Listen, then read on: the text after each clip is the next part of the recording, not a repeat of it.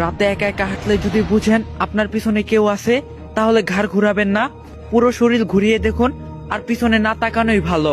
ঘরে, মসজিদে বা বিছানায় সাপ দেখলে প্রথমে মারবেন না, চলে যেতে বলবেন, কারণ জিনেরা সাপের রূপ ধারণ করতে পছন্দ করে।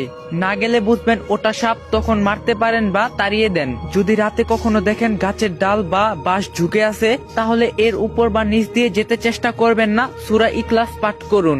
গভীর রাতে ঘরের বাইরে থেকে কেউ ডাকলে সাড়া দিবেন না, 3 বার ডাকলে সতর্কতার সহিতে বের হন। যদি কখনো গাছের ডগায় বা ডালে অস্বাভাবিক কিছু দেখতে পান, দ্বিতীয়বার না তাকিয়ে মাটির দিকে তাকিয়ে চলে যান।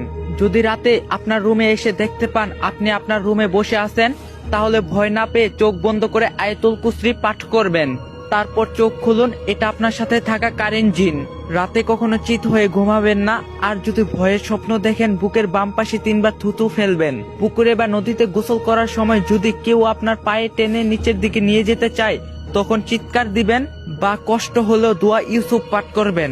যদি রাতে কখনো দেখতে পান কুকুর বা বিড়াল আপনার সাথে অস্বাভাবিক আচরণ করছে, তাহলে সাথে সাথে মাটিতে একটা বৃত্ত এঁকে তার ভিতর দাঁড়িয়ে যান আর দোয়া ইউসুফ পাঠ